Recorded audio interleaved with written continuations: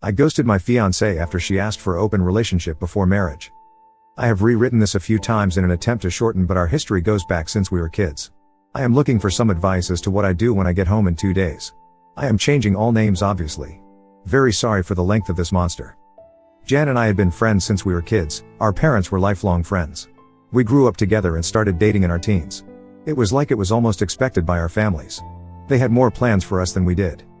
When I was going for my master's, I had to move to another city and Jen remained in our hometown working on her nursing degree. After a year LDR, we decided to remain friends and not have the pressure of our relationship control us. We both remained best friends and we both dated other people. It was weird because we both always knew this was temporary and we would end up back together at some point. I graduated and stayed in the city I got my master's in and started working in my field. I waited for a transfer back to my hometown, and when I got it I was so happy. Jen was in a long-term relationship and he was a nice fellow, but I always got the feeling he was weary of our friendship.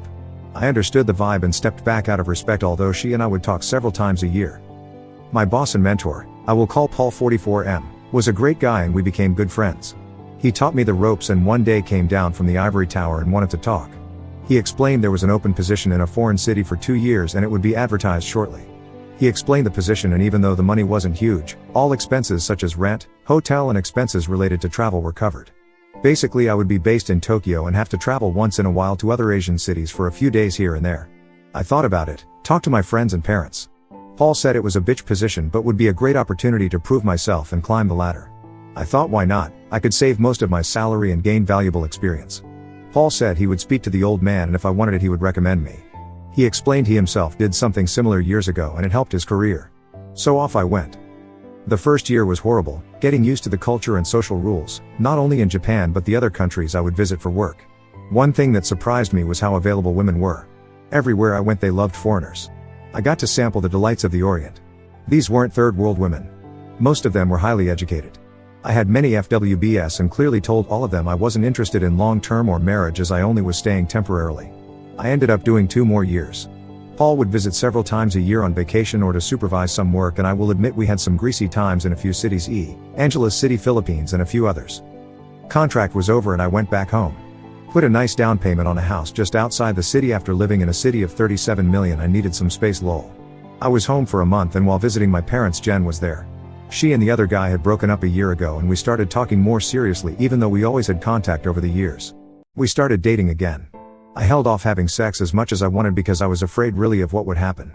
I had developed an addiction of having various partners while in Asia and was trying to control that desire before Jen and I got serious. I mean, everyone including Jen knew I dated, but on social media there would be infrequent photos of me and different women. My mother called me a whoremaster a few times and, well, to be truthful, it kind of stung. Now is when things start to fall apart. Jan and I slept together and for lack of a better word she was very surprised. She said I was different and was never like that before. She meant it like I had gained a lot of experience, to put it nicely. She asked me some questions and I admit I did trickle truth her. I didn't tell her the exact number because even if it was divided by 3 it was scary. I had no doubt that I was and could be faithful to her. The seed I inadvertently put in her mind that night would create some serious issues later. Now of course our families were thrilled we were together. It was always supposed to be this way.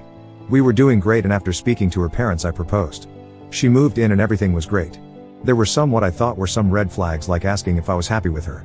Fast forward to 2019. Wedding was planned June 2020. We all know how 2020 went, don't we? Christmas was great and close to New Year's we would have the first D-Day. I was sitting down doing some work on the PC and Jen and her cousin Tammy 32F were looking through some wedding stuff. I have also known Tammy since we were kids and we were cool. Jen asks if we can talk and Tammy walks into the living room and sits on the sofa. I went to sit at the table to talk to Jen. She starts by saying for me to not interrupt or freak out. She wants to talk about something. She then explains our difference in the bedroom and says she believes I wouldn't be satisfied with her and eventually I would cheat on her and she didn't want our future children and relationship to be ruined if I stray. So here I was thinking, great, I am about to get dumped. Just as I am thinking things can't get worse, I hear the infomercial guy in my head, but wait, there's more. Jen asks me if I was willing to open the relationship so she could gain more experience and it would help her feel less insecure. She states I should not be worried as I am the only man she ever loved and that's why none of her relationships had ever led to marriage. I did agree with her on that point as I felt the same. Now of course I think this is a joke and she is not serious at all. This really can't be happening, right? Since this was a year and a half ago I will try my best to recall the main points. She says she will only be with random people and never with someone we know or work with. It won't happen with the same person twice and no emotional connection. I was like, WTF.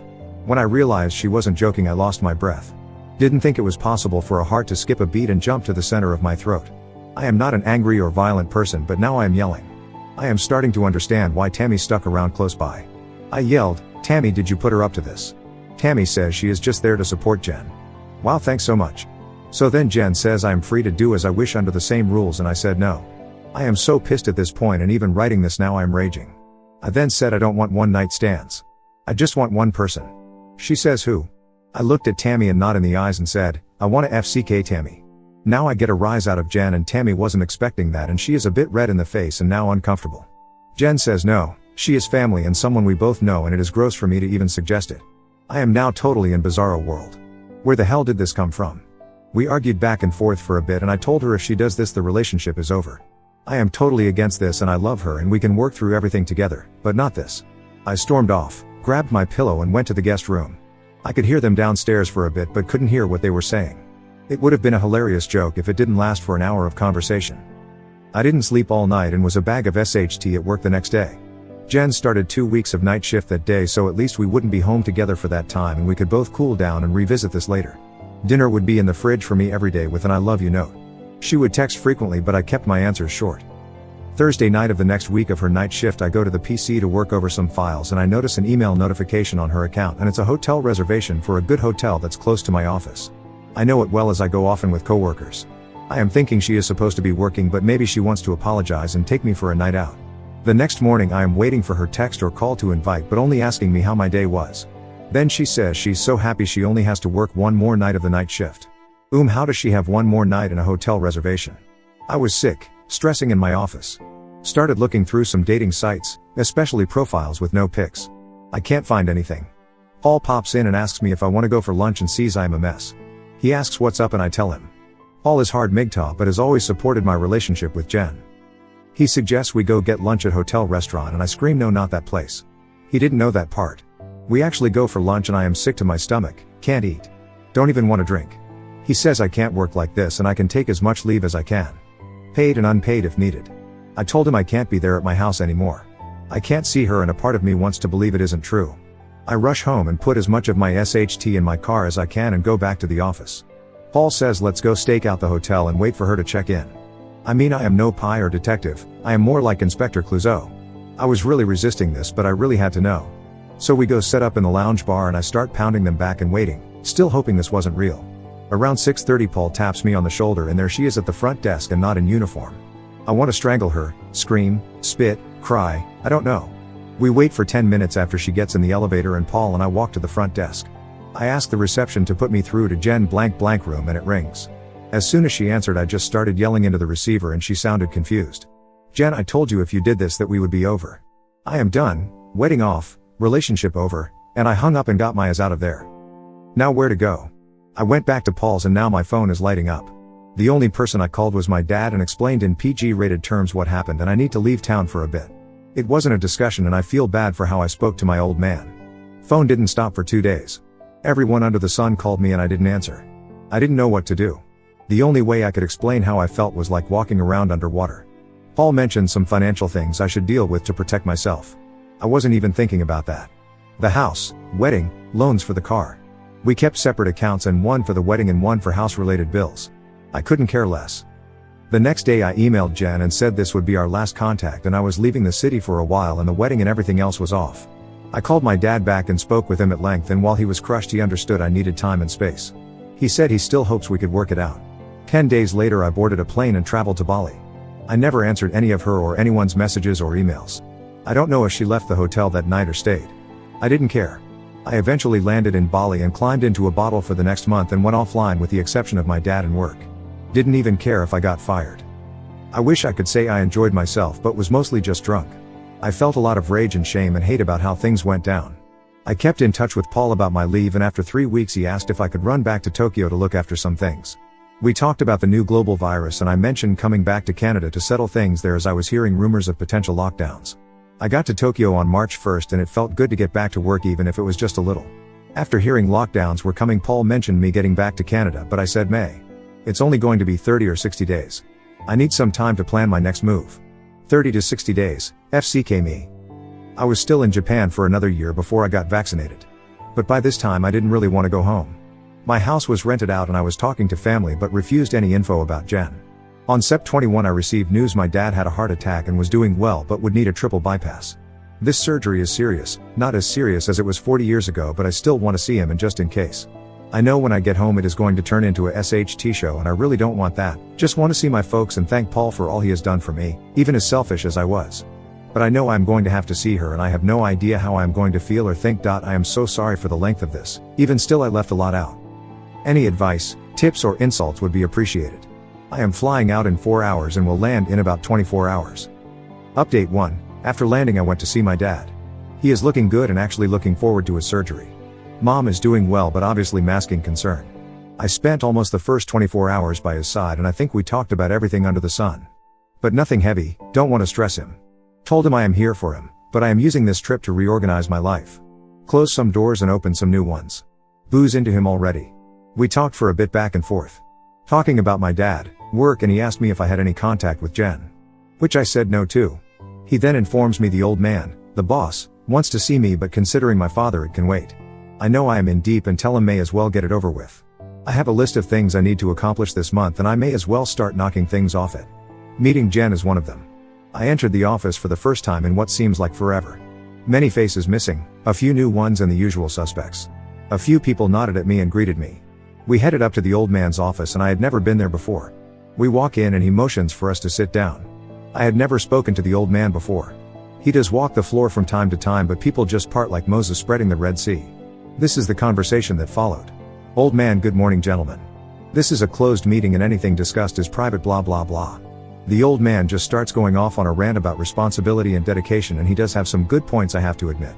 He looks at Paul and asks why they should keep me around. All he does great work. He has saved accounts and acquired many new ones, plus we can't find anyone to do the job for the 20% below market salary like we are paying him. WTF.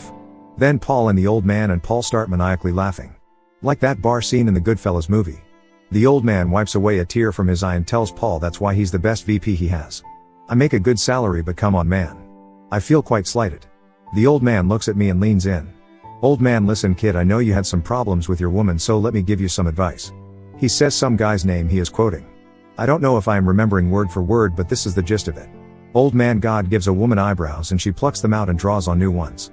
God gives a woman a face and she paints a new one over it. God gives her breasts and she buys a push-up water bra. God gives her a form, and still not satisfied she buys slim-fitting clothes to change that form. If God himself cannot please her, then how can you? Brother, please don't kill yourself. Well, that kinda blew my mind a bit, I must say. Old man looks at Paul: I can trust you to handle this properly. He pauses: your mother will kill me if I have to fire you. So now it kind of hits me. They are F-King related. Paul and I walk out and I look at him and say, 20% man, really? He puts his arm around me and says, don't worry about that, I got you covered. Me: so am I getting fired or disciplined? Paul: no dumbass, you are getting promoted, he says as he puts his arm around me and kisses me on the side of the head. Me: you could have told me that beforehand, you dick. Paul: nah, it was much funnier this way. I missed you kid, now let's go get effed up. Me: it's 8:30 in the morning. Paul: who does that? Paul: I do. You still have a lot to learn about enjoying life. Doesn't surprise me with this guy really. What should I expect from someone who got all liquored up before on sake and got into a fist fight with a monkey, got his ass kicked as well I might add, at the hot springs in Japan. We did end up getting pissed up. We talked about work and what was going to happen. We talked about Jen and he advised me that I really should meet her and get closure. He said we both did stupid things but we are good people. Once I get closure then I will be able to move forward in my future without an anchor of emotion holding me back. He said once that is resolved then we can talk about my employment future. What I want to do and where I want to go. So that was checked off the list. At least I still have a job. Dad is looking good. There is still the matter of Jen which has been consistently in my thoughts. I unblocked her on FB and scrolled through to prepare me for what is to come. I sent a PM and asked if we could meet for dinner sometime soon. We only explained pleasantries and are meeting for dinner in the next few days. That will be my next update. Jan and I agreed to meet at a restaurant a few hours after she got off work. Now going into this I was afraid of two things. That my anger would remain and I would act accordingly, or my love for her would remain and I would act accordingly. I was hoping to find a comfortable median in the gray area. All my plans flew out the window the moment she walked through the door. She looked wonderful. She smiled and walked over and my stomach was in my throat. I wasn't this nervous when we lost our virginity together. We shared a short awkward hug and I could smell my favorite perfume on her. Is she about to love bomb me or play some emotional tricks? Is she in another relationship and here to show me what I missed? No rings on her finger, even the one I gave her. We talked about my dad first and she told me she always checked in on him when she was on shift and assured me his surgeon for the upcoming bypass was one of the best. We kick around small talk like her extreme workload during the pandemic and what I experienced being locked down in Tokyo. I was seriously getting ready to crack. I can assure you I was calm and collected on the outside but falling apart underneath. I told myself I needed this, to consolidate these feelings in order to move on finally. It seemed we were dancing around the elephant in the room for a painful amount of time and she finally looked at me and her face changed. The whole conversation after that is a blur. I will recount it to the best of my ability. Jen, first I want to tell you how sorry I am for what happened and for hurting you. Me, are you sorry you got caught or actually sorry for how you hurt me? Jen, of course I'm sorry for what it did to you, what it did to our lives and our future. I threw it away because of my insecurity. Me, so did you plan it because of your insecurity or you secretly wanted to punish me for the people I was with when we weren't a couple? Jen, maybe both, but let me say that any other man that was in my life before we were engaged I never loved like I loved you. Tim, her ex before me, cheated on me because he always told me that he could never compete with the feelings I had with you. We broke up for that reason. I did not know this, and to be honest I never felt bad he cheated. I never wanted you to know I was going to sleep with another man. I thought I could emotionally detach from it, and even if you found out we could work through it like everything we ever experienced before. Me, you thought very wrong. It was probably the most painful thing I've ever experienced. I didn't need you to be perfect or experienced, I just needed you to be mine. All of them, Jen, every single one could never add up to what I felt with you. But now I am thinking, was it a real feeling or the projection of the dream of us that our family wanted or the fantasy we expected? It started to get emotional and Jen excused herself and went to the washroom to collect herself. We were in a good medium-sized restaurant and only a few tables were occupied. Paul tagged along for some support as some of you mentioned and strategically placed himself in the sealed-off lounge. I looked over to get some encouragement or a thumbs up and he is having a rather animated conversation with two rather attractive ladies. Laughing and hand gestures, the whole 9 yards. He finally looks over and gives me a questioning thumbs up and I nod that everything is okay. He smiled, then gave me the middle finger with a smirk and went back to his extracurricular activities. This effing guy, seriously. Jen comes back and we resume. Jen, is there anything you want to ask about that night? Me, it can't be undone. It doesn't matter. Jen, nothing happened, I wasn't even sure if I could have done it. When you called the room it scared the SHT out of me and I raced down to the lobby but you were already gone. Me, it doesn't matter now. I am not here to rehash the past. I want us to work on moving forward. Jen, can you forgive me? Me, of course I can forgive you and I do forgive you. You are not a horrible person. You just made a horrible series of choices which put us here. It is not all your fault. I should have been more open and understanding of your worries as well. I was going through a cycle of emotions from love to anger to regret. Part of me wanted to yell at her and another part of me wanted to take her home and forget this never happened. For the past few weeks I have been watching these Reddit videos on YouTube preparing myself for this conversation and seeing these men punishing themselves for what their so's had done much worse damage than the actual cheating. I was determined to not be that simp. I start looking at her with the old man's words running through my mind. Painted face, painted nails and form-fitting dress. Do I even really know her? If this is her outward appearance, is her mind the same? Are all their minds the same? I harden myself. Jen, what now? Is there anything in the future for us? Me, I want you to remember when we were kids and walking home from the park, that vicious dog that approached us. I got in front of you on instinct to protect you, to save you. The owner called the dog and it took off. Just mere seconds really, but when you are 9 that's pretty scary. Me, all these years later I stood in front of you, loving you and protecting you for whatever would come at us. But this time when I stood in front of you giving you everything I had, you stuck a knife in my back. Just like the frog and the scorpion. This statement really hit her like a bolt and she lowered her head and sobbed a bit. I wasn't finished, I needed to get it all out. Jen, I am sorry. She takes out the ring box and slides it across the table to me. I leave it there. Me, I don't want this, I am pissed off. You think I want to be sitting here with my heart jumping out of my throat and you crying? I want to be home playing with the baby we would have by now.